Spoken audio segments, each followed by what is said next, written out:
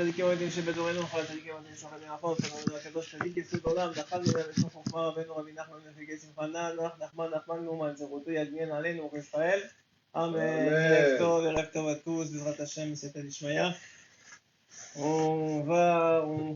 Bonsoir à tous, ערב טוב. J'espère que vous avez eu une bonne semaine jusqu'à maintenant et que la semaine qui se prépare, une semaine extrêmement importante, extrêmement cruciale.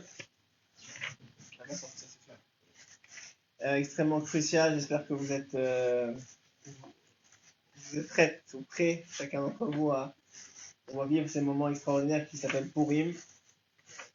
Comme vous le savez, comme je dis avant chaque fête, Rabbi Nathan il explique à ses élèves, à ceux qui l'étudient, à ceux qui partagent ses enseignements, il explique en réalité une fête, c'est quoi? Une fête dans le calendrier juif, c'est quoi? C'est un dévoilement supplémentaire, une révélation supplémentaire, une lumière supplémentaire. Chaque jour, il y a une lumière particulière qui se dévoile à Kadosh Baruch Hu, qui n'a jamais existé avant et qui n'existera plus après. C'est une journée particulière. Hachem, il est infini. Sa lumière, elle est infinie. Et son dévoilement, il est infini. Et maintenant, il y a, dans les journées qu'on appelle les fêtes juives, qu'on appelle la fête juive. Dans ces journées-là, il y a encore plus de dévoilement, il y a encore plus de lumière, donc encore plus de capacité de connaître Hachem, de découvrir Hachem, de se connecter avec Kadosh Baruch Hu, Yishtabach Shemo Lahad. Évidemment, comme à chaque fête, comme à chaque situation, quand la lumière elle est là, la question est de savoir qui va la récupérer et comment. Et Rabbi Nathan nous dit que l'essentiel de la récupération de cette lumière va dépendre du clip, du réceptacle que chacun aura préparé. Et comment un homme il peut préparer le réceptacle? Eh bien, par plusieurs façons. Une des façons, c'est l'étude de la fête, l'étude des secrets de cette fête-là. Quelle est cette lumière particulière qui va se dévoiler à cette fête-là? Donc, Serge. Et donc, Bezrat Hashem, de dévoiler cette lumière, de comprendre ce qu'est cette lumière. Et une autre façon, c'est cette fameuse histoire avec Rabbi Nathan et Rabbi Naftali qui sont Erev Sukkot, et Rabbi Naftali qui n'ont toujours pas à une journée de la fête, n'ont toujours pas de Sukkot. Qu'est-ce qu'il fait Rabbi Naftali? Il court partout dans la ville, il cherche du bois là où il peut en trouver, des clous, etc. Il passe la journée avec la sueur sur le front, à taper, bois par bois pour construire sa Sukkot. Et puis Rabbi Nathan, dans ce temps-là, qu'est-ce qu'il fait? Il est dans sa chambre, en train de prier à Kadosh Baruch Hu, je t'en supplie Hachem, dis Sukkot, je t'en supplie Hachem. Fais-moi profiter de la lumière de la Souka, fais-moi profiter de la mitzvah de la Souka. Il est en train de prier, le soir arrive, ils vont tous les deux à la synagogue, et Rabbi Naftali, il a construit sa Souka, et Rabbi Nathan, il est là. Et Rabbi Naftali lui dit, bon, tu vas venir avec moi maintenant, j'ai fait la Souka, au Hachem, j'ai réussi, j'ai le trou d'avoir une Souka. Viens, on va ensemble manger dans la Souka. Et Rabbi Nathan, il a fait ce qu'il fait, il est tout content, etc. Donc il vient avec Rabbi Naftali. Et Rabbi Naftali, il s'assoit dans la Souka. Il lève le ciel, il dit merci Hachem, tu m'as donné Zoché, je suis heureux, j'ai pu construire la Souka, tu m'as donné le cadeau de la Souka d'aujourd'hui, hier j'ai réussi à ramasser ce qu'il faut pour revenir à la Souka. Et il voit Rabbi Nathan dans son coin, il fait exactement la même chose, il lève la tête au ciel, il dit Hachem, merci Hachem, tu m'as donné ce trou d'avoir une Souka. Alors Rabbi Naftali, il rigole un peu dans son coin, il dit quoi? Moi toute la journée j'ai tapé les murs, j'ai cherché, je me suis cassé la tête. Et toi, qu'est-ce que tu as fait Rabbi Nathan? Il dit moi quoi? J'ai prié. Et voilà, c'est ma ishtadlout. Alors la prière, c'est très très important. Rabbi Nathan, il a des filotes sur chaque écoute moral, en particulier sur Purim aussi.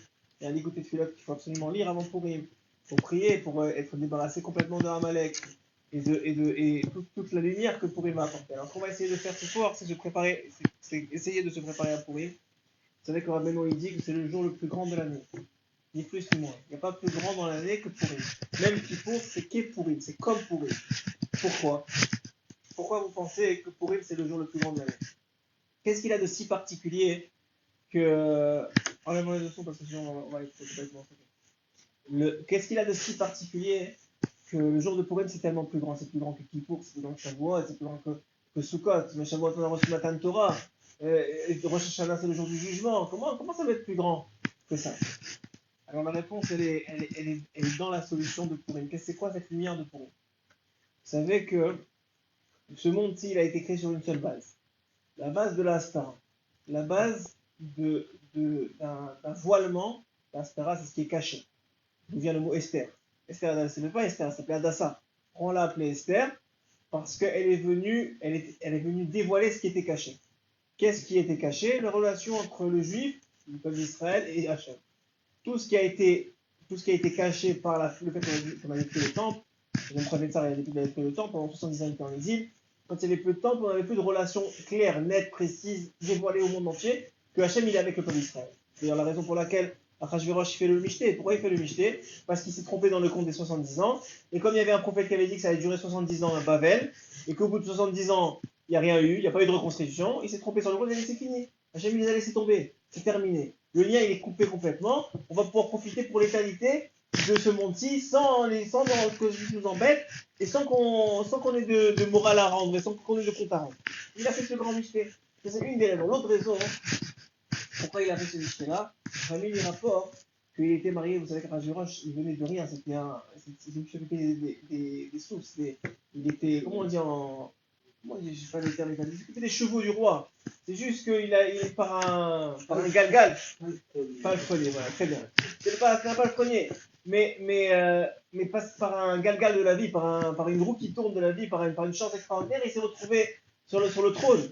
Et il s'est marié avec une fille de roi. Elle était Vashti. Ouais. Et Vashti, euh, toute la journée, elle se moquait de son mari. Elle disait, de toute façon, tu es personne qui ne respectera jamais. Tu n'es pas de sang royal. Elle le rabaissait. Vous savez comment une femme, elle peut casser son mari. Alors, et lui, ça le rendait fou. Alors, tu vas voir, je vais faire un festin de 180 jours. Et tous les rois, de tous les royaumes et tous les princes, ils viendront se prosterner devant moi. Et c'est ce qui est arrivé. Pendant 180 jours, il a reçu. À chaque fois, on a donné des cadeaux, on s'est prosterné devant lui. Et à chaque fois, il essayait de s'enorgueillir devant sa femme. Et puis au bout de 180 jours, il a dit, tu as vu ce qui est arrivé? Il a dit, mais ça vaut rien ce que tu as fait. Comment ça vaut rien? Tout le monde est venu devant moi. Il n'est pas venu. Hein. Qui n'est pas venu? Il dit, les juifs. Les juifs, ils ne sont pas venus. Ils sont pas devant toi. Si tu m'amènes les juifs, là, je te dirais que je me tairai devant toi. Mais si tant qu'il n'y a pas les juifs qui t'ont reconnu comme roi, ça ne vaut rien. C'est pour ça qu'il a ajouté les 7 jours. Il a forcé les juifs à venir. Il les a convaincus de venir. Il a soi-disant prétexté, tout caché, etc. Tout le principe, c'est que tant que les juifs ne reconnaissent pas qu'il y a une royauté, ça ne vaut rien. Et d'ailleurs, c'est pour ça que. Et ça, Mordechai, il le savait. Les autres, ils ne comprenaient pas. Ils ne voyaient pas derrière ça. Mais Mordechai leur a dit, mais si vous lui donnez maintenant, si vous vous procédez devant lui, vous lui donnez la royauté, c'est ce qui va nous tuer, c'est ce qui va nous casser. Au contraire, il ne faut pas lui faire ça. Il ne faut pas lui faire ce plaisir-là. N'allez pas. Oui, ils avaient peur, oui, mais il va nous faire du mal. Mais il n'y a que Hachem, Hachem nous protège, il n'y a pas.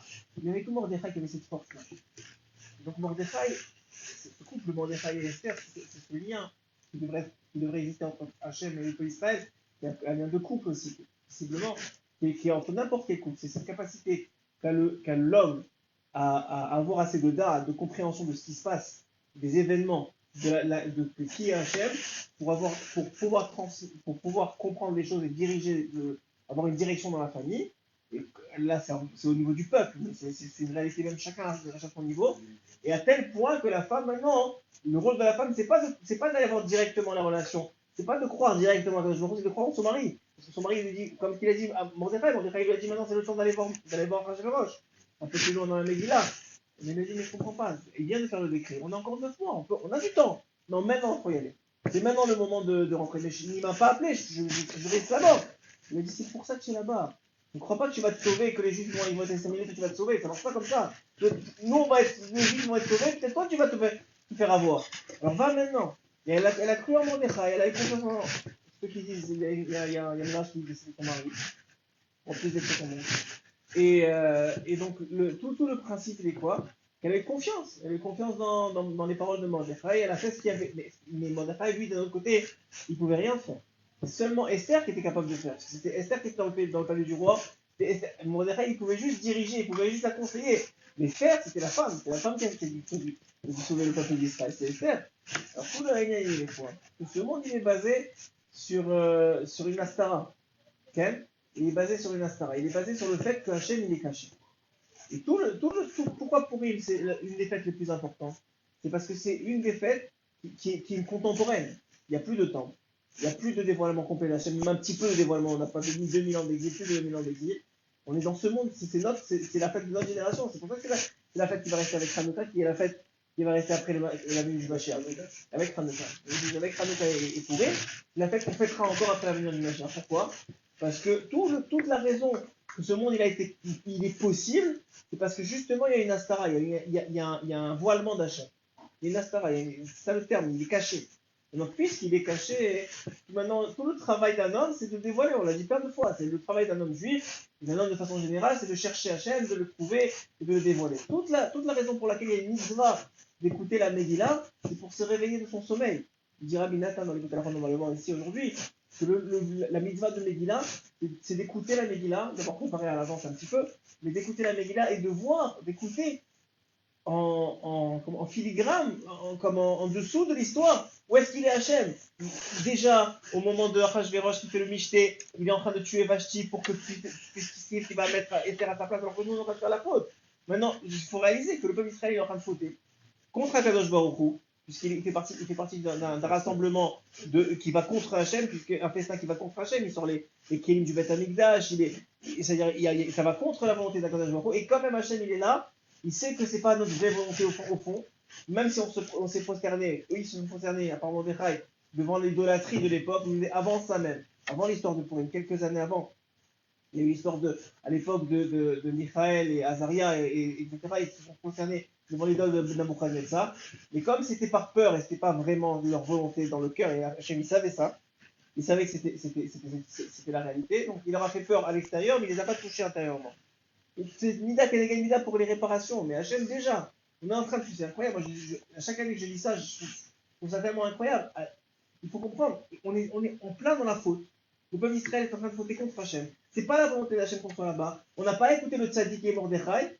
Et quand même Hachem il est là, et il dit je vais sauver mon peuple. Et comment, au moment où nous on est en train de fauter, lui il prépare la Géoula en tuant Avashi, qui est donc la reine à l'époque.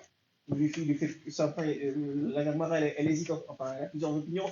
Soit il a fait pousser une queue, soit il a donné la lèpre pour pas qu'elle se présente. Au moment où Achashverosh il l'a appelé, encore une fois, c'est Achashverosh, il pense qu'elle lui manque de respect, mais elle peut juste pas se présenter, elle n'est pas en mesure de se présenter, elle voudrait bien se montrer toute nue, mais elle peut pas, elle est soit avec une queue d'animal, soit de la lèpre. On ne sait pas exactement la Gemara, elle nous donne les deux options, mais dans les deux cas, hein, Mamash, ça fait pas de sens, donc elle n'est pas présentable. Et Achashverosh, il pense quoi? Qu'on lui manque de respect. Et même pas ce qu'on regarde dans les moindres détails, ceux qui vont maintenant dire à Achashverosh, parce qu'il est parti la chercher, il a envoyé des messagers. Ces messagers, ils ne comprenaient même pas la langue de la reine. Donc quand ils ont répété, ils auraient pu comprendre qu'elle est en train de lui manquer de respect, vous voyez qu'elle? Et il aurait pu lui dire, ok, à voix basse, pas devant tout le monde. Mais comme ils ne comprennent même pas la langue, ils font juste répéter ce qu'on leur a dit. Alors devant tout le monde, ils disent, elle ne veut pas venir, elle a dit que tu n'es pas un roi comme ça, tu ne mérites pas qu'elle vienne, etc. Parce qu'elle est la honte aussi. Tout Hachem, dans tous les détails de toute l'histoire de la vie d'un homme. C'est pas seulement, la Megillah c'est un rappel, c'est comme il dit Rabbi Nathan dans l'écoute à la fois, c'est pour réveiller l'homme, que Hachem il est là à chaque seconde, à chaque instant, il gère pour toi, pour ta propre Géoula personnelle, et pour la Géoula clalique du peuple d'Israël, il est là, il gère. Et c'est un rappel de ce qui se passe. Et tout Purim, c'est quoi? Pourquoi Purim c'est le jour le plus grand de l'année? Pour une seule et bonne raison. Vous voyez, c'est la féchère, la réponse.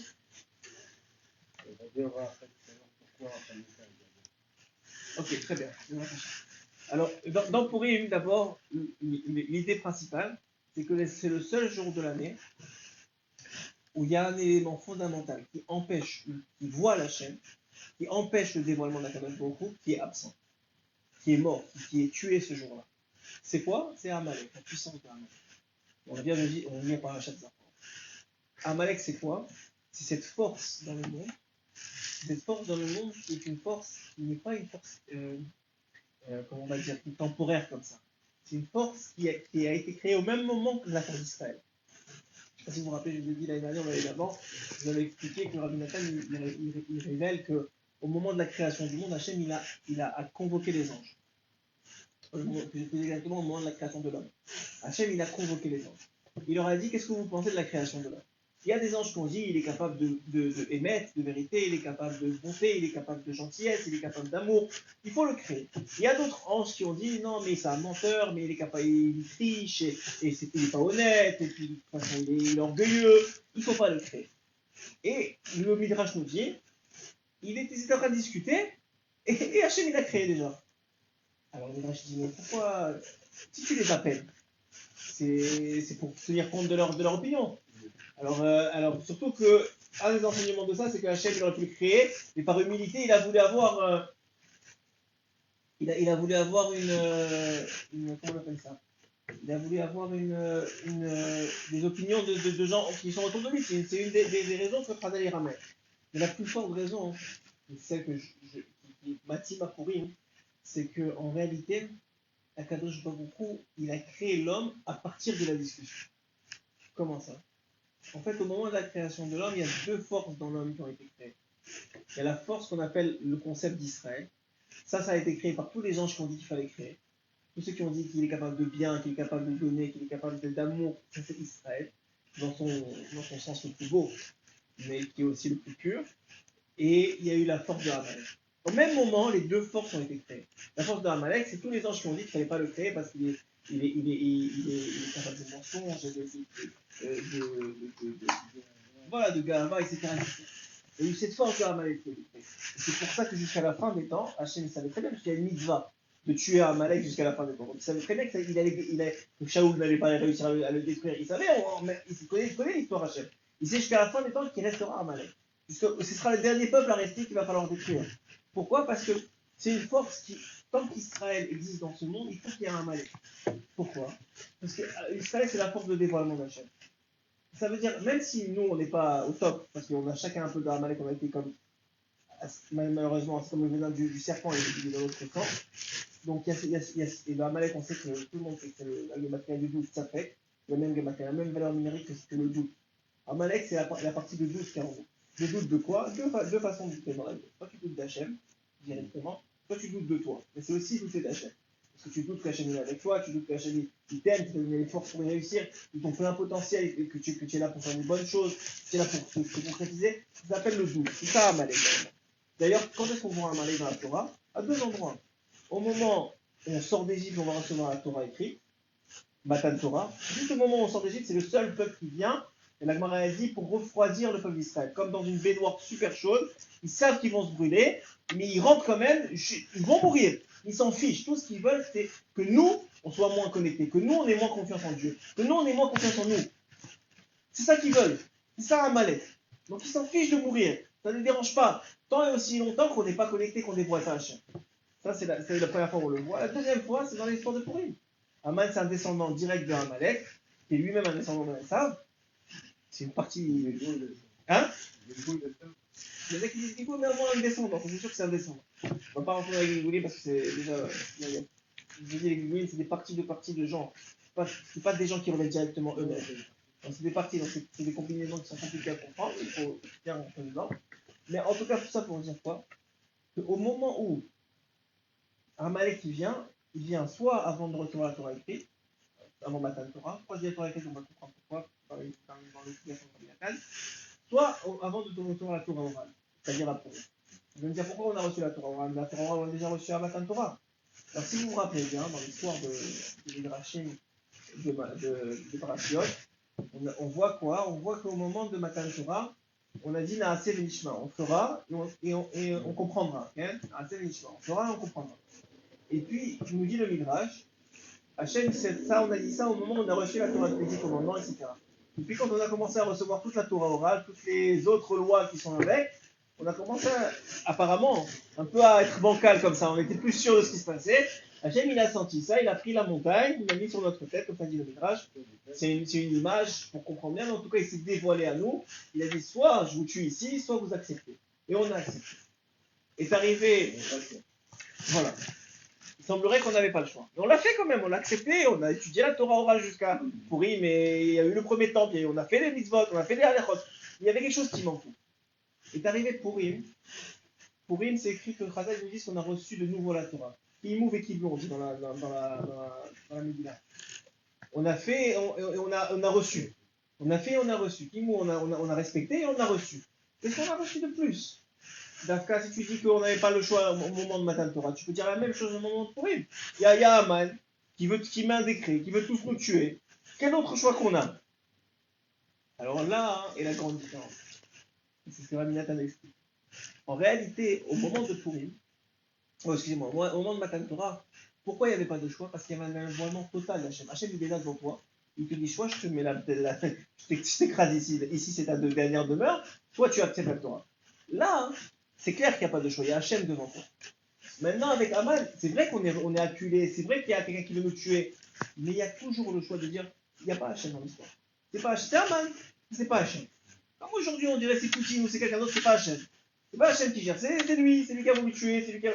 Comme ils ont dit, certains, au moment de la Deuxième Guerre mondiale, ils ne voyaient pas Hachem dans l'histoire. Et c'est très compliqué de voir quand ça va pas comme ça, de dire c'est Hachem et tout faire Tchouva, et tous d'un coup, c'est écrit que ce qu'a réussi, l'Agmara dit ce qu'a réussi à Aman à faire, tous les prophètes d'Israël n'ont pas réussi à faire. Faire Tchouva au tout le peuple d'un seul coup, Ahava, avec amour, il n'y a personne qui a réussi à faire ça, à part Aman. Mais dans sa mauvaise chose, dans sa mauvaise idée, il a réussi à faire quelque chose de bien. Donc, toute l'idée, elle est quoi? Elle est que qu'en réalité, oui, c'est pas le choix qu'on a fait. On aurait pu dire c'est pas Hachem dans l'histoire. Mais non, on a dit non, il y a Hachem, on a jeûné, on a prié, on a fait Tchouva, et on a accepté de nouveau la Torah, mais cette fois-ci avec volonté de vouloir accepter des Ahava. Et c'est de là vient de venir la Simcha. Toute la Simcha d'un homme on sait que pendant Hadar, il faut être plus amer. Je vous ai dit, à chaque fois qu'il y a une mitzvah supplémentaire, le Yetzirah, il vient avec. C'est pour ça que pendant Hadar, les 15 premiers jours d'Hadar, c'est des jours difficiles en général. Mais c'est difficile d'être Sameach parce qu'il y a une mitzvah supplémentaire d'être plus Sameach. Déjà, il y a une mitzvah toute l'année d'être Sameach. Donc il y a Yetzirah qui est Keneget, qui est contre cette Simcha-là. Il y a normalement une mitzvah d'être joyeux. Donc il y a Yetzirah qui est créé pour chaque homme, chaque femme, de l'empêcher d'accomplir cette mitzvah. Donc c'est un combat. Vous croyez que c'est pas, encore une fois, la joie dans la Torah, ce n'est pas un acquis, ce n'est pas dépendant des événements. C'est pas parce que j'ai pas de problème, je suis heureux, et j'ai des problèmes, je suis pas heureux. C'est pas comme ça la Torah. La Torah, il y a une mitzvah d'être heureux. Si j'ai des problèmes, j'ai des problèmes, j'ai des règles. Ça n'a rien à voir, c'est quelque chose de complètement différent. Mais heureux, je suis obligé d'être heureux, j'ai une mitzvah d'être heureux.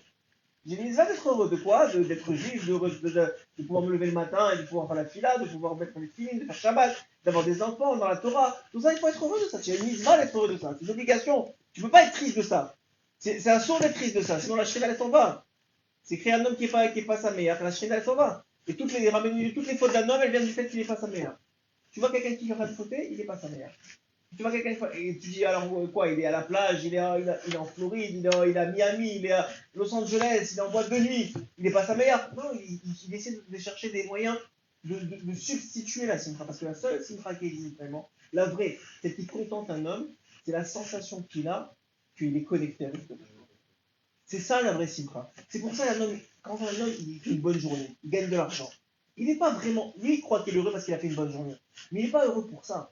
Et sa neshama, son intériorité, quand on parle d'un juif évidemment, son intériorité, elle sent que Hachem, il aime parce qu'il lui a donné quelque chose. Il y a une lumière, il y a une lumière à la preuve, c'est que si maintenant tu fais le même argent mais en le volant, tu ne seras pas heureux. Tu vas chercher dans les nourritures, dans les restaurants, dépenser de l'argent pour trouver de la joie, mais ce ne sera pas du bonheur. Le vrai bonheur, il est quand honnêtement, tu as gagné ton argent, tu as l'impression que c'est ou de l'argent ou autre chose. Ou tu as eu une bonne journée, ou tu as eu une bonne nouvelle, ou tu as eu un enfant, c'est vrai que c'est la simcha d'avoir un enfant, c'est la simcha de se marier, mais c'est plus que ça. C'est de voir que Hachem il est avec toi dans la situation. Il t'ouvre la porte. Même si toi tu n'as pas conscience, c'est pas du tout religieux, tu ne comprends pas ce qui se passe avec Hachem, la Neshama elle sent. Hachem, que la situation qui va bien, c'est la preuve que Hachem il est avec toi. Qu'il est panim ou panim, comme c'était avec les chérubins. Avec les chérubins où on avait le Mishkan, et même pendant le Beth Amikdash, les chérubins ils étaient au-dessus du Haron, et c'est la parole d'Hachem traversée à travers les chérubins. Pourquoi? Pour rappeler que pour rappeler que toute la Torah, elle se transmet seulement à travers les chérubins et des panim des visages d'enfants. Pour rappeler que c'est par les enfants que la Torah, le peuple d'Israël se pérennise, mais aussi pour rappeler que Kadosh Baruch Hu, il est panim, il est tout le temps avec nous. C'est juste que nous, des fois, on tourne la tête. On croit qu'il n'est pas avec. Il est tout le temps là. Donc le Hénan, il est comme ça. Même à Pourim, que tout le peuple a fait le mauvais choix. Et est parti sur le mot révérend, il était quand même là pour remettre les choses comme il faut et les remettre et faire sortir du bien de ça. Et ça, c'est la Géoula. Pourquoi tout le monde sera joyeux à la Géoula? C'est écrit qu'il n'y aura pas un rire il y aura pas un rire comme celui où quand le Mashiach a dévoilé tout ce qui s'est passé dans le monde. Et quand il va se dévoiler, il n'y aura pas un rire comme ça qui a existé dans le monde. C'est-à-dire quoi? Un rire, c'est-à-dire une joie. Que Hachem, en vérité, comme à Pourim, il a été là à chaque étape. à chaque instant, avec chacun d'entre nous, de façon individuelle et de façon clanique, de façon générale, de façon peuple. Pourquoi? Pour arriver jusqu'à la fin, pas à pas, pas à pas, c'est lui qui a mis les briques, comme on dit, pour arriver jusqu'au bout. Donc, donc, encore une fois, pour bien comprendre, qu'est-ce que c'est que cette journée de Purim?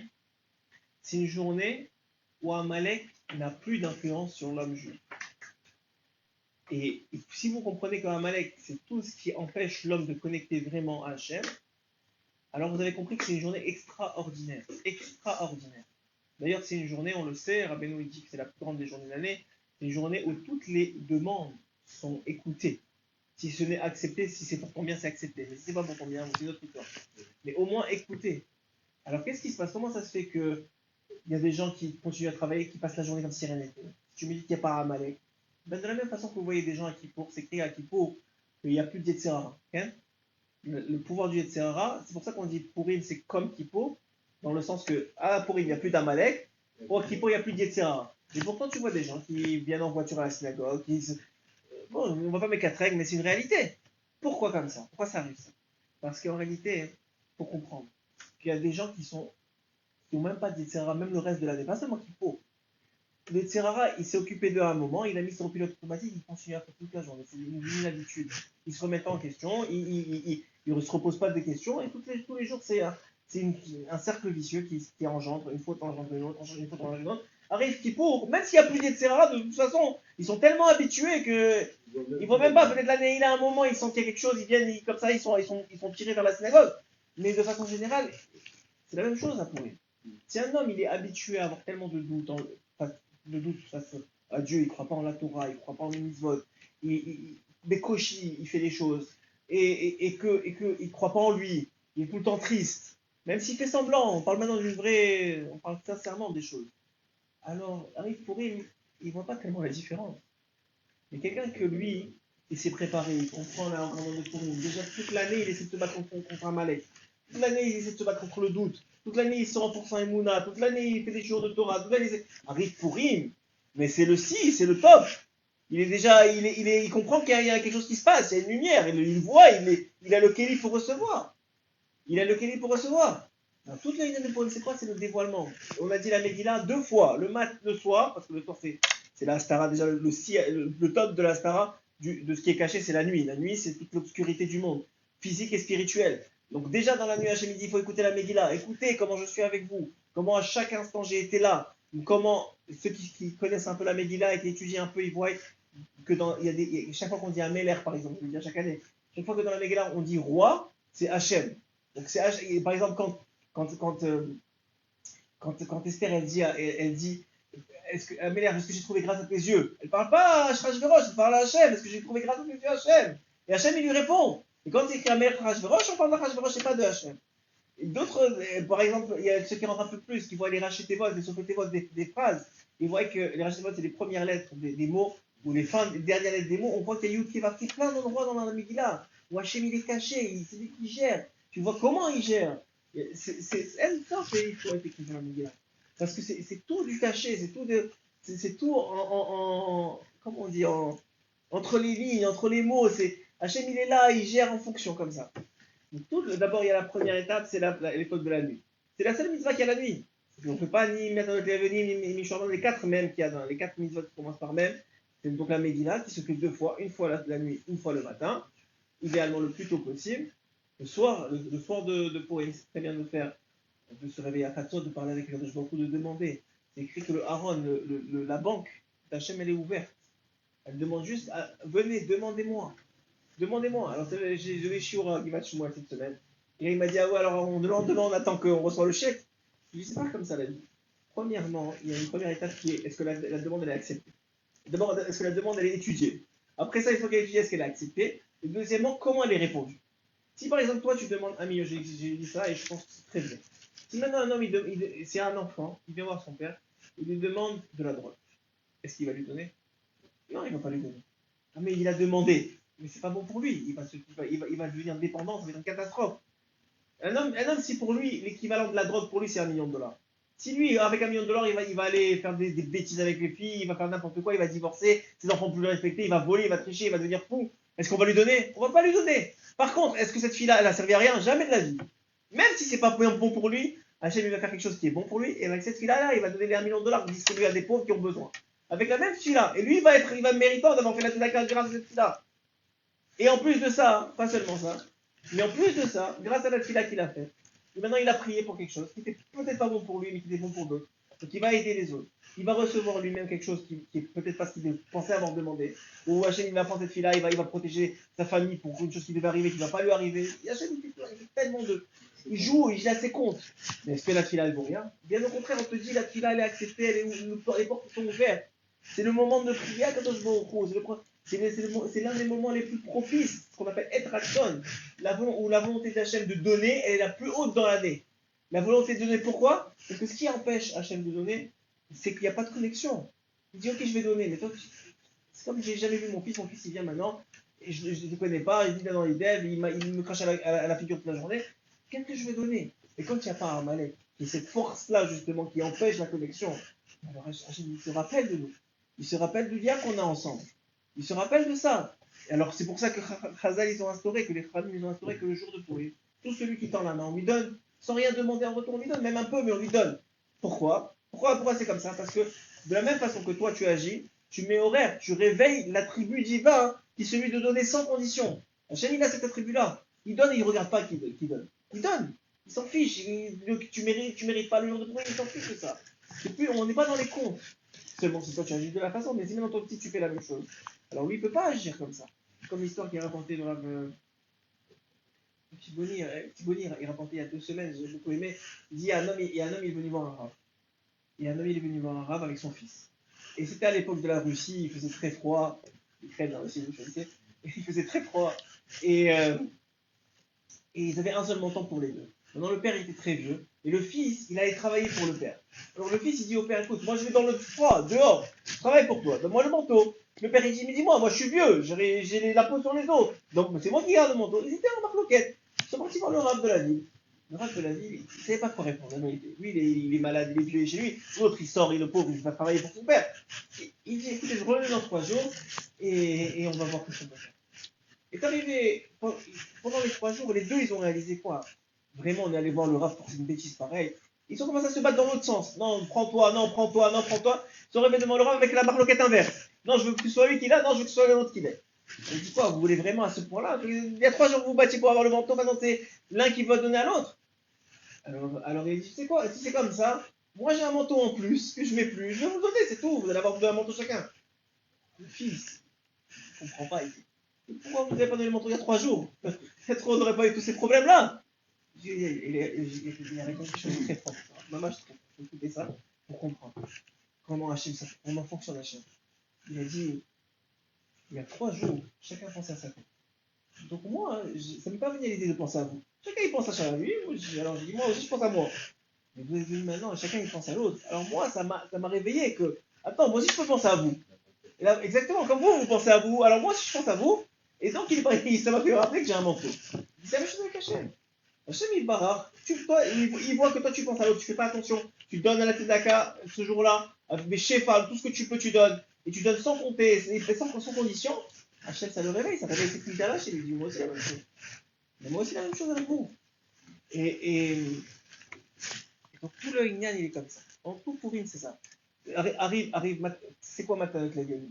C'est le don aux pauvres. D'ailleurs, vous savez comment ça marche, Matanot Levianim, c'est minimum 2 pauvres. C'est 3, une personne qui donne à 2.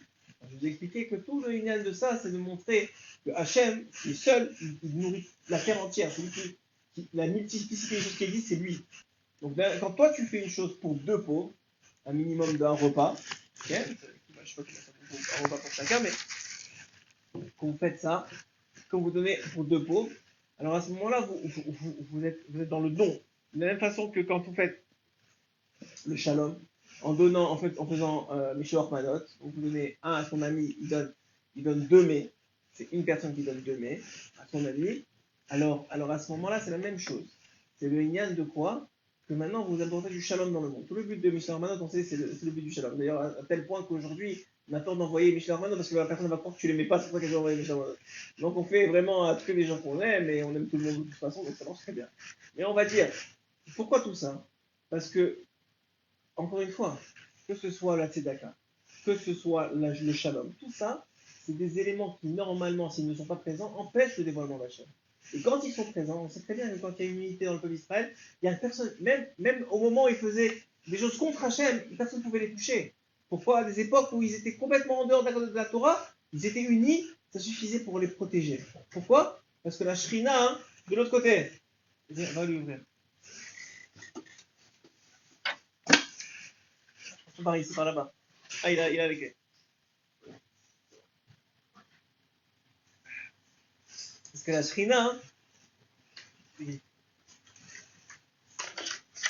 parce que la Shrina, elle est présente seulement. Oh. Parce que la Shrina, elle est présente quand? Quand il y a du shalom, quand il y a de la tzedaka, quand il y a de l'entraide. Tout ça, c'est des dévoilements de la Shrina. Quand il y a une unité.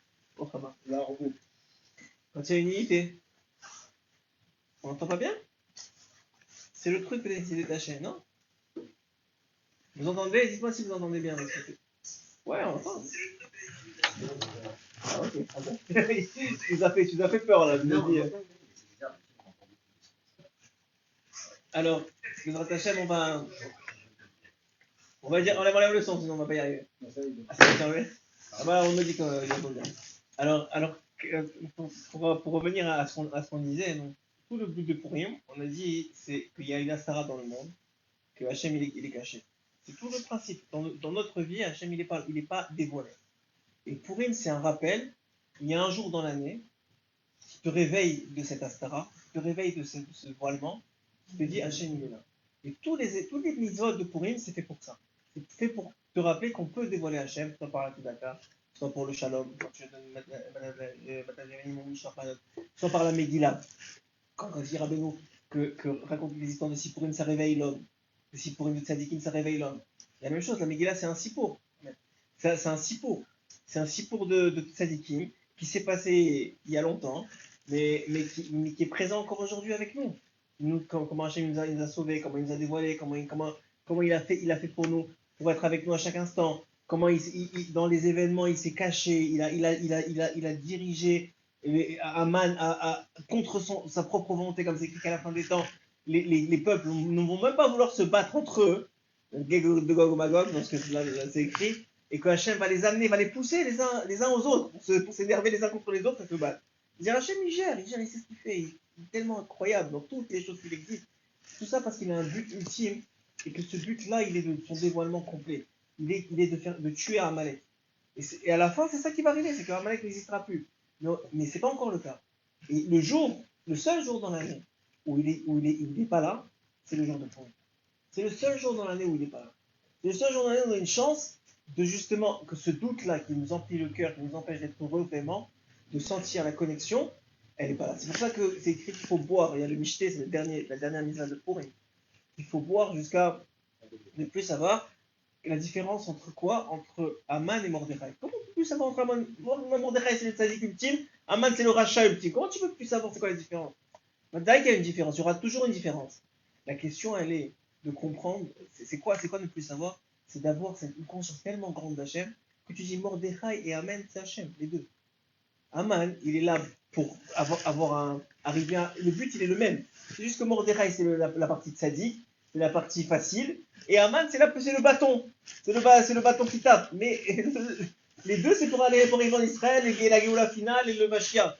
C'est les guerres ou la prospérité, c'est la même histoire. C'est simplement quel chemin il est, mais c'est toujours Hachem. Il n'y a personne qui agit sans Hachem. Voilà, ce qu'on a dit tout à l'heure, on a dit que c'est écrit que les prophètes d'Israël étaient moins grands que Haman. Haman, il a fait des choses que tous les prophètes d'Israël n'ont pas réussi à faire. Les prophètes d'Israël ils ont dit allez, faites chouva, personne n'a rien fait. Haman, il est venu, il a dit je vous tue tous, il a ok, bon, c'est bon, faites chouva. C'est incroyable de dire une chose pareille. Mais voilà, c'est comme ça que ça c'est un lien. Master Shekel, Ken, il faut le faire maximum jusqu'à Purim. Ça veut dire il faut le faire avant Purim. C'est pas une des mitzvahs de Purim, c'est une mitzvah avant Purim, idéalement jusqu'à Mincha avant Purim, il faut s'activer dans la cachette, ça n'est pas encore fait. Ce qui est très important, il y a à peu près 10 grammes d'argent, ça à peu près 26 shekels, c'est ça par personne dans le Hachem. Et ça, c'est encore un autre inyan, c'est le inyan de la participation au Mishkan, d'avoir une part dans la Gdusha. Si nous rattache à Hachem, c'est une part dans la Gdusha. Hein Zecher Naseh, c'est pas marqué. Zecher Naseh. Et alors, pourquoi je vous dis tout ça? Parce que, comme je vous ai dit, notre Purim va dépendre de notre préparation. Combien on aura fait de pilotes pour qu'on ait de l'aide de la Sagesse de comprendre et de sentir ça, de ne pas s'énerver pendant Purim, d'être joyeux. On va boire à Chiloyada, ça veut dire, pas on va boire pour se saouler et vomir devant nos enfants, c'est pas une mitzvah de faire ça. Mais il faut être capable de boire un peu, et la plupart des gens intelligents, ils boivent jusqu'à ce qu'ils soient capables de s'endormir. Quand ils dorment avant la Shkia, ils ont fait la mitzvah de plus savoir la différence entre Mordechai et Haman. Ça, c'est une des façons d'accomplir la mitzvah. Mais tout ça, mais encore une fois, tout le Inan, il est quoi? Et Hachem, il est présent à chaque instant, à chaque moment. Et sa lumière, elle est présente à chaque jour. Et c'est pas la même qu'hier, et ce sera pas la même que demain. Et chaque fête, Purim, ce Purim-là, la lumière qui va se dévoiler, c'est une lumière de présence d'Hachem, de dévoilement d'Akadosh Baruch Hu, mais qui n'a pas existé jusqu'à maintenant. C'est un nouveau Purim, donc c'est une nouvelle force, c'est un nouvel dévoilement, c'est une nouvelle connaissance d'Hachem qui peut être acquise par chacun d'entre nous. En fonction de quoi? En fonction de combien on aura préparé, combien on se sera purifié, combien on aura voulu connaître Akadosh Baruch Hu ce moment-là. Et à tel point, nous dit Srazal, que puisqu'il y a une mitzvah d'augmenter la joie du zéro, du premier jour de Hadar jusqu'au 15, après c'est la Porou. Après, il y a une. Hachem, il change la donne, et tout ce qui t'aura empêché d'être joyeux, ça y est maintenant, ça devient un acquis. Et bien cet effort-là que tu auras fait pendant les 15 jours, et ben, toute la joie que tu vas avoir dans l'année après ça va venir de cet effort-là que tu auras fait pendant les 15 jours, sur des 15 jours normalement difficiles dans la vie d'un homme, puisqu'il y a une mitzvah supplémentaire d'être joyeux, il y a une etc. supplémentaire de l'être. Ça va comme ça, c'est obligé. De la même façon qu'il y a Etzera, comme on a dit tout à l'heure, tout le temps il y a Etzera d'être joyeux, il y a ce qui t'empêche d'être joyeux. Non, et il y a Etzera tout le temps d'être joyeux. Alors même là, il y a un Yann encore plus grand, il y a un Etzera encore plus grand pendant les jours d'Adar. Pourquoi? Parce qu'il y a une mitzvah, c'est une plus grande mitzvah. Ils ont ajouté une mitzvah. Sur la mitzvah d'être joyeux, ils ont ajouté une autre mitzvah de plus joyeux. Donc il y a Etzera qui est venu et s'accrocher à ça. Donc c'est encore plus difficile sur là. De la même façon que c'est plus facile d'être joyeux en Rav, parce qu'il y a une mitzvah d'être moins joyeux. Donc le Yitzhara, il est moins fort d'être contre la joie. Donc tu peux aller en vacances, c'est le moment où en général je suis en vacances, ils ont plus de facilité d'être joyeux. D'Afka parce qu'il y a une mitzvah d'être moins joyeux. Voilà, exactement. Donc le Yinan, il est quoi? Alors voilà, regardez qu'est-ce qu'il dit Rabbi Nathan. Il dit comme ça. Veine ikar et gabout malchut achara. C'est Aleph dans Yichot Purim. Veine ikar et gabout malchut achara. Voici l'essentiel du fait que la royauté du mal, celle qu'on a parlé, qui a donné naissance à Amalek. Tout à l'heure, on a dit qu'il y avait deux forces dans le monde. Ces deux forces, pas éternelles, mais qui sont coexistantes avec ce monde. Si tant que le monde, comme on le connaît, c'est-à-dire le monde où il y a un Etzera, où il y a un voilement d'Hachem, le monde avant le Mashiach existe, depuis la création, depuis Adam Arishon jusqu'à aujourd'hui, ces deux forces-là existent. C'est-à-dire qu'Amalek, il n'a pas été. C'est pas un peuple comme on va dire Edom ou d'autres. Non, c'est une notion qui est opposée à Israël et qui existe en même temps qu'un Israël. Pourquoi? Parce que s'il n'y a plus d'Amalek, il y a un dévoilement complet de la Shrina. Il y a un dévoilement complet d'Hachem, il n'y a plus besoin qu'il y ait des Tzera d'Afka, c'est fini. Quand Amalek sera détruit, c'est terminé, on a fini l'histoire. Donc maintenant, c'est dit ici, c'est l'essentiel de la malchut d'Acha, de la royauté du mal, qui empêche le dévoilement du vrai roi.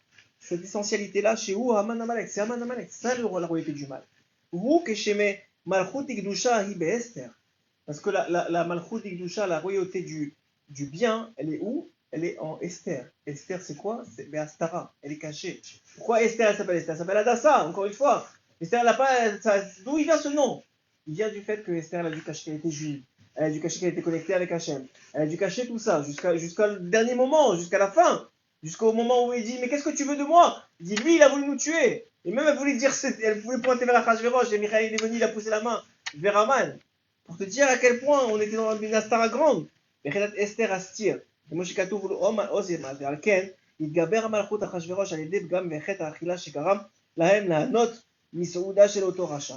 Comment Achashverosh il a réussi, encore une fois, à augmenter la force de la malchoute des Rachas en utilisant les Juifs. Si les Juifs ne participent pas, si les Juifs n'avaient pas participé, encore aujourd'hui, si les Juifs ne rentraient pas dans les pièges des Goïms, de vivre comme eux, de s'amuser au même jeu qu'eux, d'aller dans les mêmes stades qu'eux, de regarder la même télévision qu'eux, la force de la malchoute des Shara ne vient pas des Goïms, elle vient des Juifs. C'est les Juifs qui, en participant à la vie des Goïms, leur donnent la force à toute la Touma qui existe là-bas. Exactement. Mais la Gdusha, elle vient du juif. C'est pour ça qu'on a dit que même si tous les rois pendant 180 jours, tous les peuples, ils sont venus se poser devant Hachem Roche, sa femme lui a dit ça vaut rien. Les juifs ne sont pas venus se poser devant toi. Tu n'es pas roi. Pour moi, tu n'es rien du tout. Tu es encore le palefrenier d'il y a quelques années. Il a dit quoi? Mais tous ils sont venus. Non, mais les juifs, ils ne sont pas venus. Ah là, il a dit ok, alors il faut que je ramène les juifs maintenant. Et c'est ça qu'il leur a dit. Qu'est-ce qu'il a compris, Mordechai? C'est pas seulement qu'il allait avoir de la Holéloute et que ce repas n'était pas un repas de cachère. C'est pas seulement ça. C'est que vous êtes en train de donner du pouvoir à la remontée du mal. Mais vous comprenez rien à l'histoire. Et c'est le seul qui a compris ça. Et dans chaque génération, il y en a un qui comprend. Et c'était des grands, on parle du Beddin, on parle pas de n'importe qui, c'était des grands sages qui ont dit non, il faut y aller pour le shalom de la malchoute, pour le shalom, pour pas qu'on ait de problème avec le roi.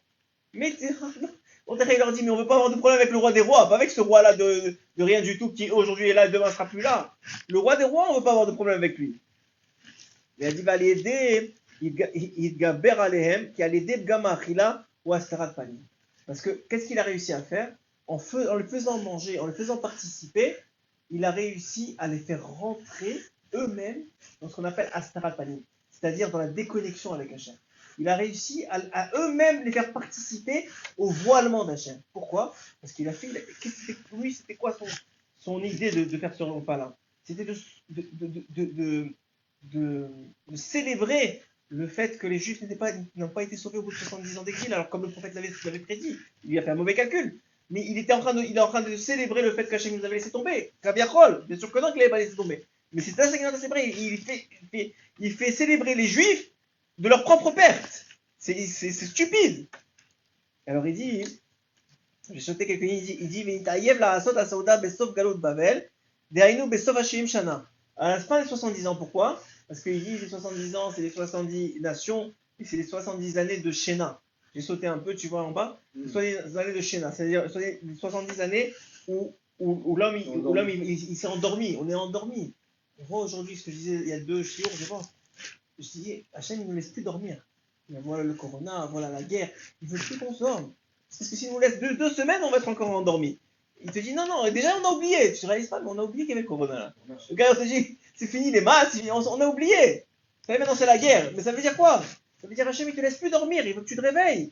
Il dit la même chose ici. Tout le but c'était de faire dormir les Juifs, qu'on oublie Hachem. Il dit maintenant qui הדרת פנים על ידי משיח, שיבוא במהרה בימינו, שהוא בחינת הדרת פנים. C'est quoi Mashiach? Qu'est-ce qu'il fait Mashiach? Mashiach, il redévoile le visage d'Hachem. Il nous montre qu'Hachem, il est présent. Il est avec nous. Chacun d'entre nous. Il nous guide vers lui. Il nous dit chacun qu'est-ce qu'on est venu faire dans ce monde. Pourquoi on est là. C'est ça Mashiach. Il dit Rabbi Nathan, c'est quoi qu'est-ce que Mashiach veut dire? Tourne la page. De l'autre côté. Il dit, pourquoi Mashiach il va venir? À l'idée chez Yavo Mashiach, Bimera, Béamenu, très vite dans notre génération, chez Uberinat Rapanim, c'est lui, Adrat Panim, l'illumination du visage. C'est-à-dire, il allume la lumière à Mashiach. Il dit, c'est fini la stara, c'est fini le voilement, j'allume la lumière, Hachem il est là.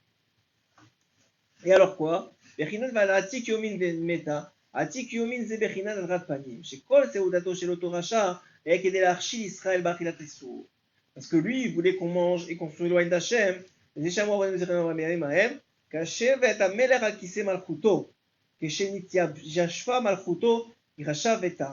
comme ça. Il dit quoi? Il dit qu'Achashverosh, il s'est juste trompé.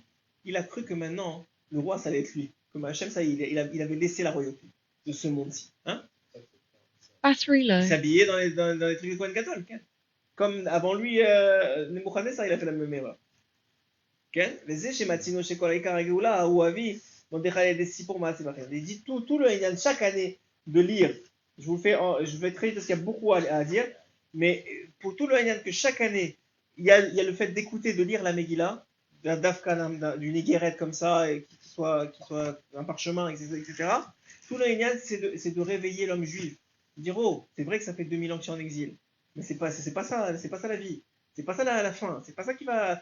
Ça, c'est que temporaire. Même si ça dure ce que ça dure, mais c'est que temporaire. Regarde, Hachem, il est là, il a été avec nous, il a déjà été avec nous, il sera toujours avec nous. Comme il a été à Purim, il sera toujours avec nous. Il est encore maintenant avec, tu le vois pas et tu comprends pas ce qui se passe. Mais il est là, il est présent. Il dit, pourquoi est-ce que Hachem il a fait en sorte que Haman il sort du Goral, du tirage au sort. C'est vrai qu'il a fait deux tirages au sort. Il a fait un tirage au sort, c'est pour ça qu'on met Purim. Deux pots. Et un Purim au pluriel. Ça aurait pu écrire pour. C'est Purim, deux pots. Pourquoi? Il y a eu deux Goral. Il y a eu un Goral des mois, une sur 12. C'est sorti Adar. Et ensuite de ça, il y avait un Goral des jours, 365 jours, c'est sorti le 14 et le 14 et le 15 Adar, le 14 Adar. C'est-à-dire, c'est sorti le jour qui correspondait à Adar, dans les 365. Donc il a dit, c'est sûr, là, c'est. Tu vois que même, c'est ça qui est fou, moi, j'ai dit cet après-midi, quelqu'un, il dit, pourquoi il a fait ça? Il s'en fiche qu'il décide juste de tuer les juifs. Mais pour Amal, il croit quoi? Amalek, il sait qu'il y a Dieu. Tout ce qu'il espère, c'est qu'il nous ait laissé tomber. Il a cette espérance en lui qu'un jour, Hachem va laisser tomber son peuple. Donc il sait qu'il y a Dieu. Il veut, et même plus, il veut prendre notre place. Il n'en peut plus. Alors tout ce qu'il espère, et pourquoi le Goral? Pour dire, ah, Hachem, il n'est plus avec lui. La même chose avec Néron. Quand Néron il a voulu attaquer Yerushalayim, il a tiré des flèches dans toutes les directions. Ils allaient tous vers Yerushalayim. Il a dit, ok, Hachem, il veut qu'on détruise. Puis si lui il a été intelligent, il a dit, moi ce sera pas moi, parce qu'il va les détruire, il s'est enfui, et de lui il sortira meilleur. Pour vous dire la grandeur qu'il a eue, mais ça veut dire quoi? Ça veut dire que même les goïms, ils comprennent qu'il y a Dieu. La question, est-ce que Dieu, il est présent, il est encore là avec eux, ou est-ce qu'il les a laissés tomber? C'est la seule question. Et comme il va jamais nous laisser tomber Baruch Hashem, donc ils ont même pas la question, c'est même pas la peine de la poser. Mais lui, il a cru qu'il fallait la poser. Et Hashem, il lui a fait sortir Ada. Et ça l'a conforté. Pourquoi ça l'a conforté? Regardez ce qu'il dit. On est dans Beth. Mais שאז רצה להתגבר על ידי שראה שאז מת משה שהוא היה העיקר וכלל קבלת התורה. Puisque c'est le mois où Moshe il est parti de ce monde et que lui c'était l'essentiel de l'acceptation de la Torah. Et que la Torah elle sert à quoi? À connaître Hachem. Chez Alédé à Torah Megalim Astarot. C'est quelqu'un qui étudie, il voit plus Hachem dans sa vie. Il a moins de voile devant les yeux. Il comprend plus. Et plus tu étudies, plus c'est le cas. Tu parles aux grands tzadikim, Hachem il est avec eux.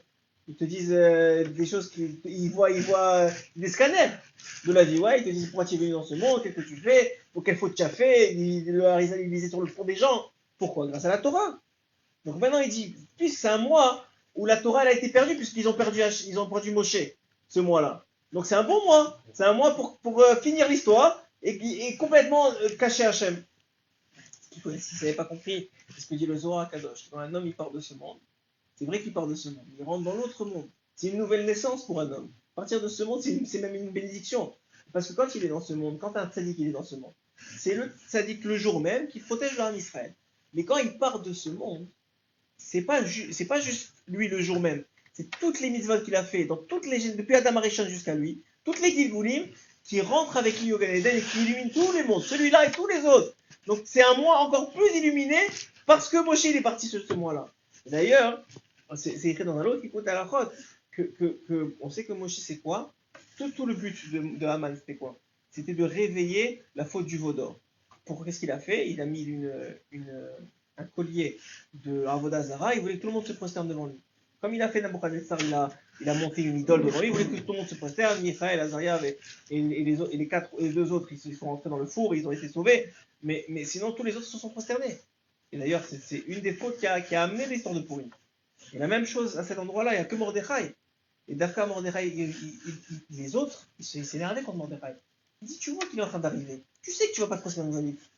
Bouge, va, pars, cache-toi. Ne reste pas devant lui comme ça, debout. Je lui dis non, au contraire. Lui, tout ce qu'il veut, c'est qu'on se prosterne devant son idolâtrie pour rappeler la faute du Vaudan. Moi, je veux rappeler que non, on ne se prosterne pas devant l'idolâtrie. On ne se prosterne pas devant lui. Et je reste là, exprès, pour qu'il voie bien que non, on n'est pas tous à se prosterner devant lui. Bon, en plus du fait que c'est rapporté dans l'histoire de Purim, bien avant Purim, que Mordechai et Haman, c'était deux chefs d'armée. Et que Haman, il avait dilapidé toutes ses provisions. Vous savez l'histoire. du Midrash. Et toutes les provisions. Il est parti voir à Mordechai, il a dit, je t'en supplie, donne-moi à manger, sinon ils vont me tuer. Mais il dit, il n'y a pas de problème, si tu veux que je te donne à manger, tu te vends à moi en tant qu'esclave. Et on écrit, on a un shtar, il avait une botte dans le pied, on écrit un shtar et on signe tous les deux comme quoi tu es mon esclave. Et donc Aman était l'esclave de Mordechai. Alors qu'est-ce qu'il veut maintenant que je me prosterne devant lui? Et lui, il avait les boules, il ne pouvait plus. Tout le monde se prosternait devant lui, mais Mordechai qui ne se prosterne pas, ça lui suffisait pour ne pas avoir de simra.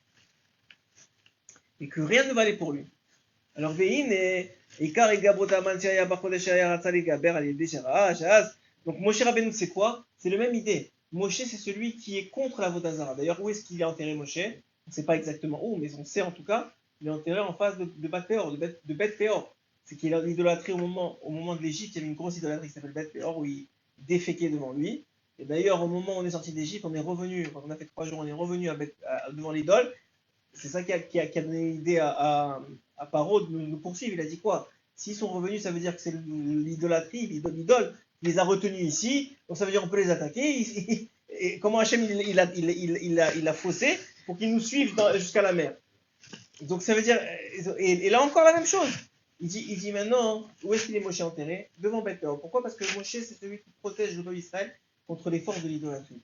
Chaque fois que nous, un juif, il tombe dans ça, et que le Beth Peor, il veut monter devant Hachem, il dit regarde comment il est ce juif-là, Moshe, il le retient, il le ramène en bas. Il dit tu n'iras pas dire à Hachem quoi que ce soit. Il est enterré là-bas d'Afka pour ça. Alors il dit ici, c'est donc lui, il croyait qu'il allait faire tomber le béni Israël dans l'idolâtrie, encore une fois. Mais ça tombait très bien. Moshe est parti de ce monde à ce moment-là. Celui qui a protégé le peuple d'Israël contre l'idolâtrie, celui qui a sauvé contre la punition après la faute du veau d'or, celui qui les a fait pardonner. À lui, il est mort à ce moment-là. Mort parce que lui, encore une fois, il pensait qu'il n'y a que ce monde. Il n'y a pas d'autre monde. Pour Aman, pour Amalek, ils ne comprennent pas le concept de l'autre monde. Même s'ils le disent dans leurs mots, mais c'est pas vrai. Ils vivent pour ce monde. Ils vivent comme s'il n'y avait pas de lendemain. Alors il dit la même chose.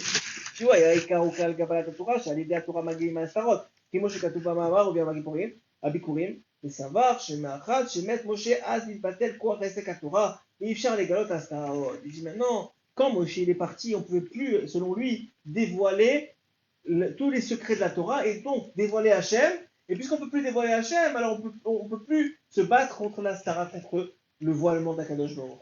Et il ne savait pas que dans chaque génération, Hachem y met des tzadikim. Et à cette époque-là, il a mis à Mordechai et Esther qui, eux, avaient le même pouvoir que Moshe pour leur génération de dévoiler à Kadosh Baruch.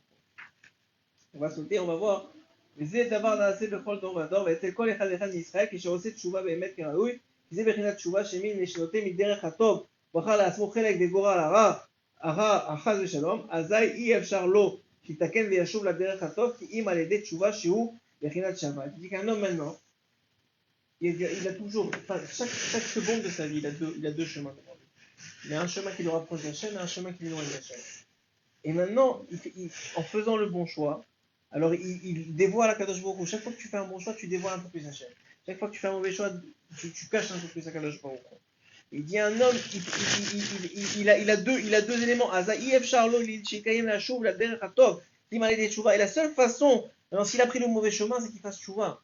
Qu'il revienne, qu'il fasse un retour en arrière et qu'il revienne vers Kadosh Baruch Hu.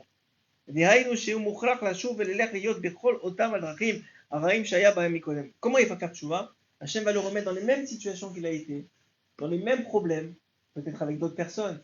Mais s'il doit faire tchouva sur la colère, alors il va le mettre dans les mêmes situations. Sur la znout, il va le mettre dans les mêmes situations. Et lui maintenant dans le même chemin, mais à l'inverse, c'est un chemin de retour. Un chemin de tchouva, il va s'arrêter au même point qu'il a fait pour arriver vers le mal. En revenant, il va s'arrêter au même point à chaque fois. Les shaber ta'avato ve'ite mehem ve'asur mehem, il va casser ses ta'avot, ses mauvaises volontés qu'il a eues au moment où il a fait la faute, et à ce moment-là, il va petit à petit revenir vers Akadosh Baruch Hu. Donc Hachem, qu'est-ce qu'il fait? Maintenant, un homme, il se retrouve, même dans les Gilgulim, c'est comme ça, je parlais des Gilgulim tout à l'heure, le Harizal, il explique. Un homme, vous croyez que, il n'y a pas seulement des Gilgulim d'hommes, malheureusement, il y a des gens qui n'ont pas le trou de venir en humain, ils reviennent en chien ou en d'autres animaux. Même dans ça, dit le Harizal, le chien, il va pas revenir en Gilgoul dans un autre pays où il n'a pas vécu. Non, là où il a fait la faute, là où il était, en chien, il va revenir, il va agir de telle façon qu'il peut faire le tikkun de ce qu'il a fait quand c'était un homme. Pour vous dire à quel point, ça c'est des secrets un peu profonds qui ne sont pas audibles à tous ceux qui sont un peu loin de la Torah. Mais on voit que Mamash, Hachem, il est dans le Hénan. Alors maintenant, qu'est-ce qui s'est passé? Il fallait faire tchouva. Le jour de Purim, quelle tchouva il fallait faire? La première tchouva qu'il fallait faire, c'est la tchouva qu'on a dit au moment de Matan Torah.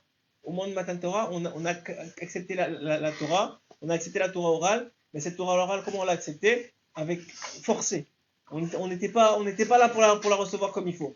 Donc il fallait faire une tchouva sur ça. Donc Hachem, la même chose. Au lieu de mettre au lieu de mettre sur notre tête la montagne, il a mis Aman. Il a mis le chien qui aboie. Il a dit alors vous voulez ou vous voulez pas? Voilà, il a mis le bâton. Est-ce que vous voulez ou vous voulez pas? On a fait le bon choix, on a mis Taken. On aurait pu faire le mauvais choix, mais au prochain on a fait le bon choix. Il dit encore une fois qu'Aman ratzalé Hashmid et la rogue et kol Yehudim. Aman, comme Hitler et Marchemo, comme d'autres, ils ont voulu tuer tous les juifs. Pourquoi? Et ratzalé vatel it parot chez Hashemit bara, parce qu'ils voulaient une seule chose. Ils s'en fichent en réalité des juifs. Même Hitler et Marchemo, ils s'en fichaient des juifs. C'est pas les juifs le problème, c'est ce qu'ils représentent dans le monde. Et ce qu'ils représentent dans le monde, c'est dit Rabbi Nathan, la hitparut d'Hachem. C'est le dévoilement et la lumière d'Hachem dans le monde, c'est les juifs. Alors, on ne le voit pas parce qu'il y a des juifs qui sont cachés aussi dans leur comportement. Mais c'est une réalité. Que le dévoilement et la lumière d'Hachem, elle passe par le juif dans ce monde-ci. Et ce qu'il voulait Aman, c'est plus d'Hitparut, plus de splendeur. La splendeur d'Hachem, il voulait qu'elle soit complètement éliminée. Shemit Pa'er et Amo Israël. Pourquoi? Parce que s'il n'y a plus Hachem dans le monde, on peut faire ce qu'on veut.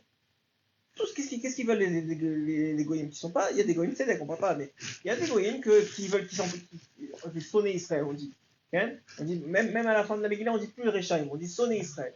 Parce que c'est une catégorie particulière. Amalek, c'est sonner Israël. Ils détestent Israël. Pourquoi? Parce qu'ils ne savent même pas qui on est. Combien on est? Maman, je crois 0,02% de la population, c'est qu'est-ce qu'on est? Mais on est laïd par route.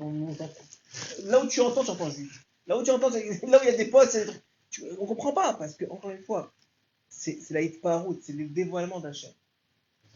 Hein?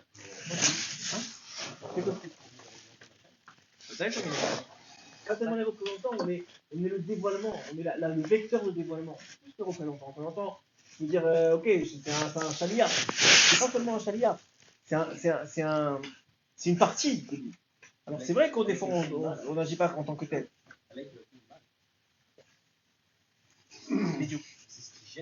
C'est ça qui gêne Amalek, dit Rabbi Nathan.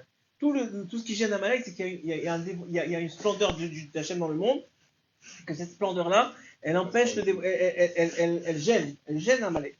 Chez היה מגלה התפארות על ידי זכה להביא התורה בעולם, שהוא בחינת התפארות שמתפאר הקדוש ברוך הוא עם עמו ישראל על ידי התורה שמקיימים ישראל.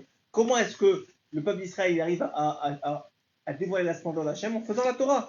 ועל כן על ידי התורה היה התגלות הרצונו של הבריאה, parce qu'en faisant la Torah, le juif, il dévoile la volonté d'Hachem au moment de la création du monde. Le monde a été créé sur la base de la Torah. Shekatouf, Bereshit Bishvil la Torah, Shenikret Reshit ou Bishvil Israël, Shenikret ou Reshit, comme c'est écrit, Rashi dit sur le mot Bereshit, que Hachem il a créé le monde pour deux choses, pour Israël et pour la Torah. Donc si maintenant Israël fait la Torah, c'est le but du monde, c'est ça la splendeur du monde. Yoraita avec Uchaber, ou Kolachad, qui Hiparut Itmarach, ou עם ישראל על ידי התורה, ועל כן התורה נקראת תפארת כמובן, התורה elle est appelée splendeur, ומשם היה כלל קבלת התורה על ידי שהיה יכול לגלות התפארות של כל אחד ואחד מישראל, אפילו מהפחות, comme ça, הפחות.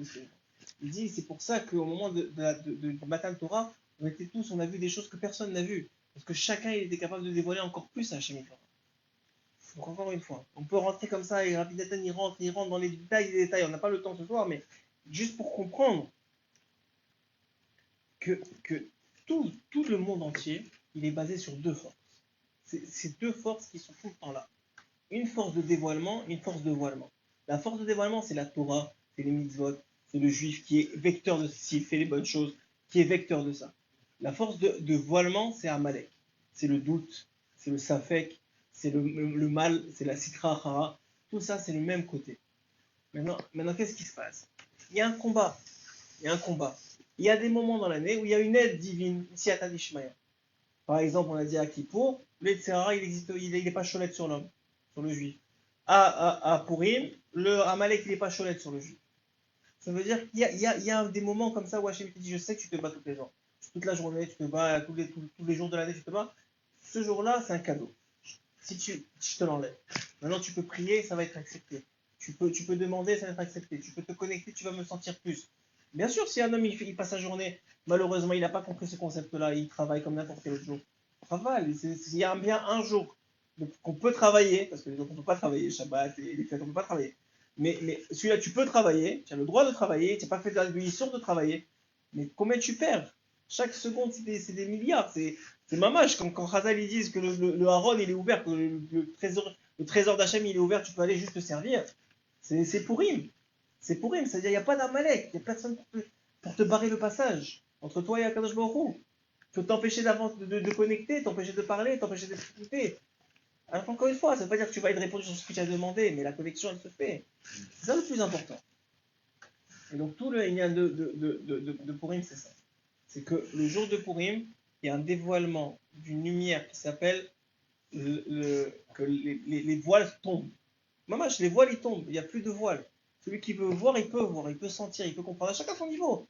C'est sûr qu'on n'est pas au niveau des grands tzadikim, qui même dans l'année, ils voient Hachem comme s'ils étaient en face l'un de l'autre.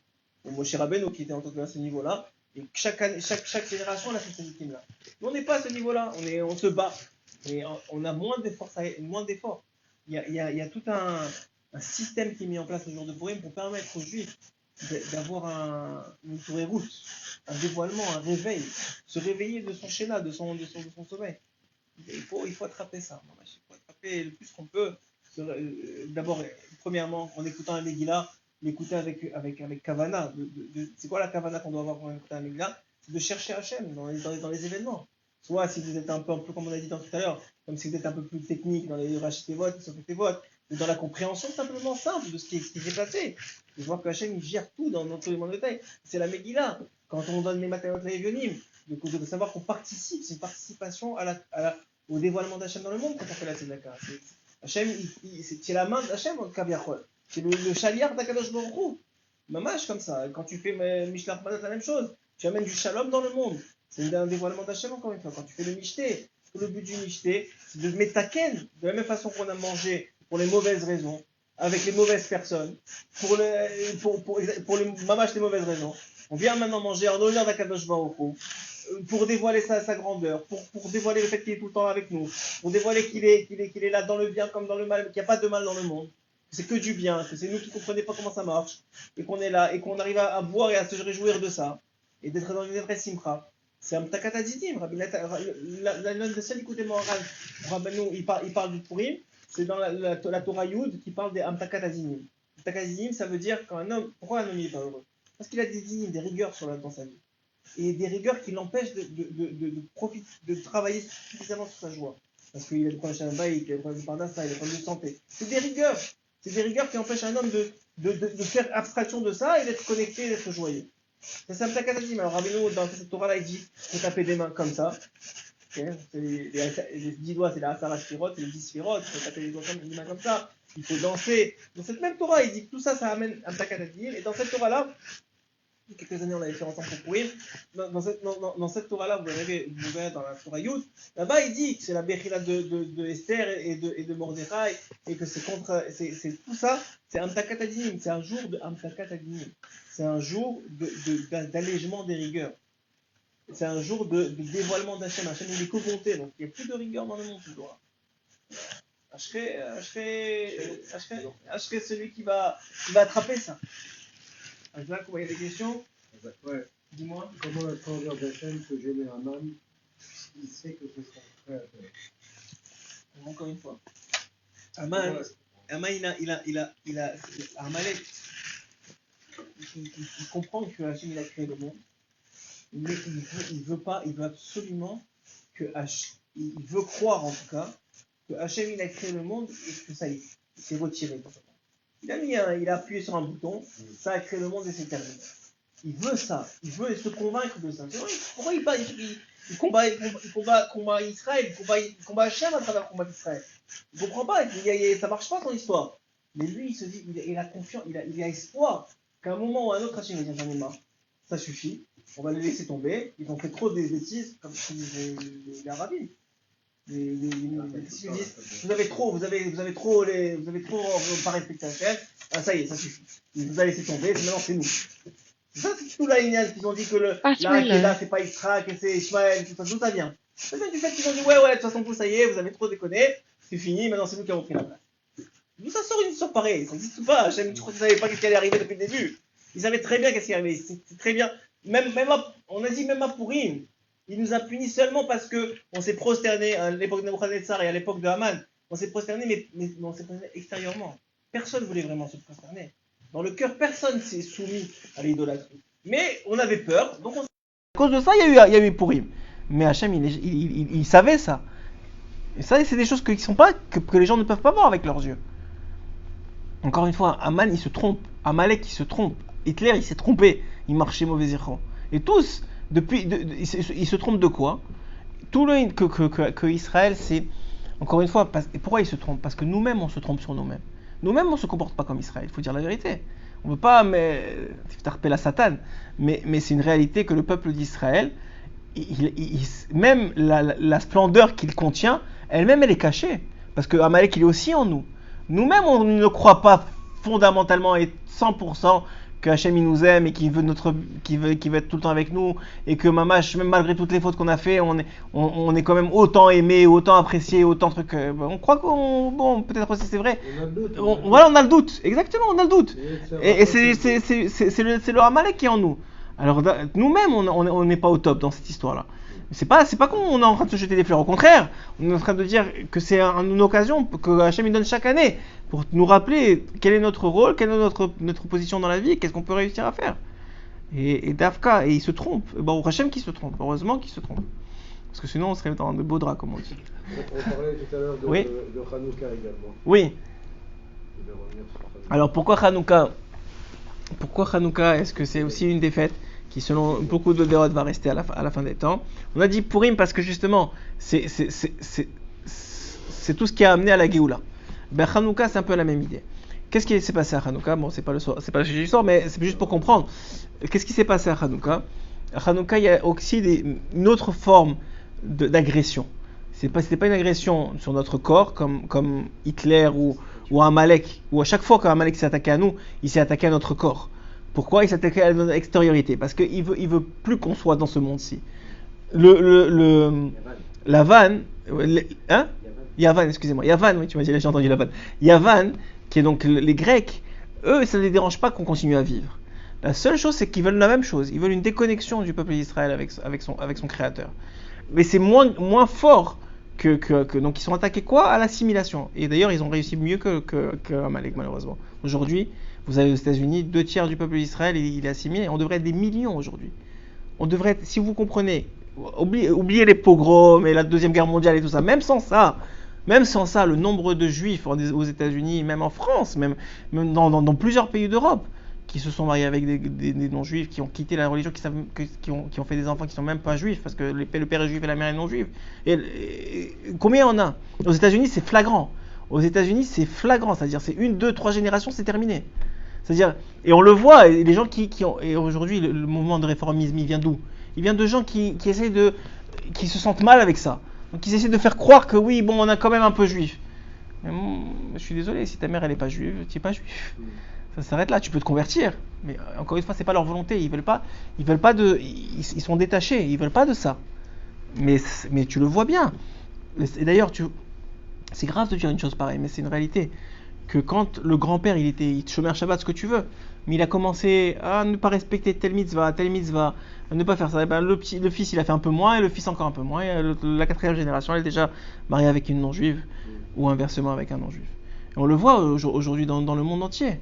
Que c'est un fléau. Et c'est le fléau de la vanne. Mais de ça aussi, Hachem va nous sauver.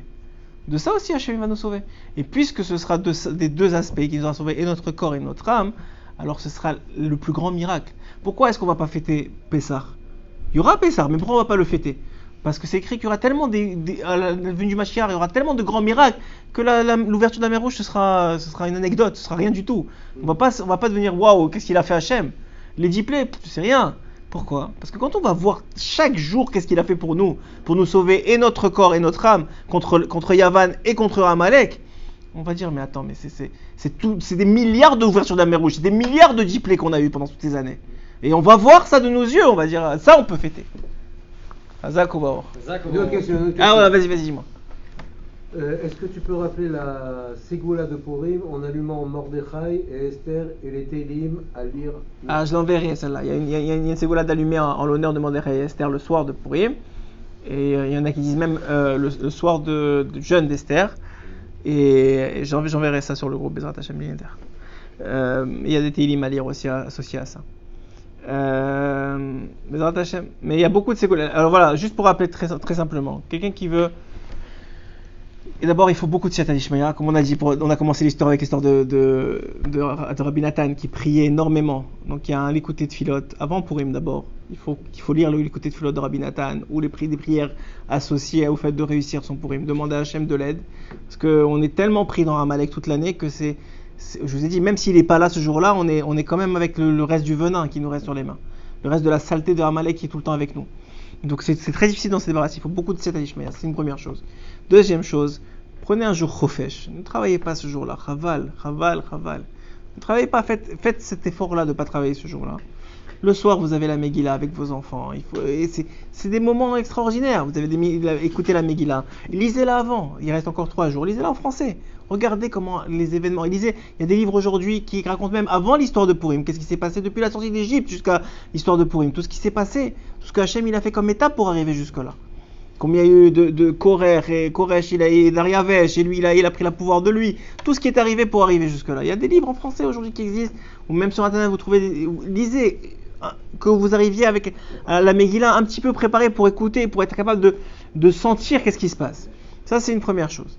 Le soir même, je vous ai dit, arrive Khatzot, si vous pouvez, prenez une demi-heure, 1 heure, demandez ce que vous voulez. Les portes elles sont ouvertes, la malo. Ça veut pas, encore une fois, ça veut pas dire que vous allez recevoir exactement ce que vous avez demandé. Si c'est pas bon pour vous, c'est pas le moment, ça vaut pas, mais ce sera pas en vain. La tefila va être avec Abel, c'est pas pour toi, c'est pour ton petit-fils, ton arrière-petit-fils, on sait pas comment il fait Hachem. Mais la tefila elle sera pas en vain et on sait que cette tefila là elle est pas bloquée. Cette tefila là elle monte, cette tefila là elle est acceptée. Pourquoi tu vas pas l'utiliser? Faut être stupide. Un homme, il est devant le créateur du monde, le roi des rois, celui qui a toutes les richesses qu'il peut lui donner. Peut-être c'est pas à toi qu'il va les donner, peut-être c'est à ton petit-fils, peut-être c'est à ton arrière-petit-fils, peut-être c'est à ta femme, peut-être c'est un ami à toi. Mais la tefila elle est là, elle peut être acceptée. En plus que toi, tu auras le mérite d'avoir participé à ça. Ensuite de ça, celui qui peut faire le mikvé pour un homme, avant la tefila du matin, idéalement même net, c'est l'un des jours les plus recommandés de faire net. Il y a quelques journées comme ça dans le Kippour, quelques journées dans l'année, Rosh Hashanah, il y a quelques journées dans l'année où c'est des moments de Ed Ratson particuliers. Le net, on sait que la tefila elle est encore plus acceptée parce que c'est le début de la journée, on sort de la noirceur et on arrive à la lumière. Mamash, c'est des choses très très profondes spirituellement. Un homme il peut se réveiller pour faire net, Ashreo ou Matofrelkeo. Ça c'est une chose. Après, en plus de ça, comme la journée elle est courte, il y a beaucoup de choses à faire. Le matin déjà, il faut courir pour donner les matalot avionim, pour donner les mishpachot parce que c'est des mitzvot du jour. Tu peux pas faire la veille. Les mitzvot, c'est des mitzvot du jour, il faut les faire le matin. Après ça, il faut le mitra gdola. Mitra gdola, c'est le mitra qui arrive le plus tôt possible après Chatzot Hayom. Vous faites mitra gdola et vous commencez le mishté. Vous buvez avec votre famille, là où vous êtes, je sais pas où vous êtes. Vous buvez, vous chantez, vous dansez, matakatadinim, vous tapez des mains et vous chantez en pensant, je demande à Hachem de ma petit kadinim de ma vie, d'enlever les rigueurs, les problèmes de parnassa, les problèmes de santé, les problèmes de tristesse, les problèmes de tout ça. Plus tu danses et plus ça s'en va. Plus tu bouges et plus ça s'en va. Pourquoi tu vas pas le faire? Il faut être fou, mamash. Il faut vraiment avoir un Amalek en soi. Tu manges, tu bois. Qu'est-ce qu'on te demande? Manger, boire et danser, mamash, c'est tellement fou. Bon, danser les hommes avec les hommes, à part si vous êtes en famille, ça c'est mamash, une famille, un mari avec sa femme, avec ses enfants, il n'y a pas de problème. Mais si vous êtes dans un endroit où il y a beaucoup de monde, les hommes avec les hommes, les femmes avec les femmes, mais ça veut dire, qu'est-ce qu'on vous demande de faire, mamash? Qu'est-ce que Hachem nous demande? Soyez heureux. Wow, tellement il nous a demandé. Il nous donne une mitzvah d'être heureux. Buvez, mangez, soyez heureux. Qu'est-ce qu'il nous demande, mamash? Faut être fou, mamash. On est vraiment dans une... On dit, quoi? Vraiment, il faut être heureux? Quoi? Vraiment, il faut aller là-bas manger? Vraiment, il faut boire. Vraiment, il faut boire? Mamash, il faut être... C'est incroyable, quand même. Chazak au baruch. Yala. Un bon Purim à tous. Batzlacha à tous. Hashem, c'est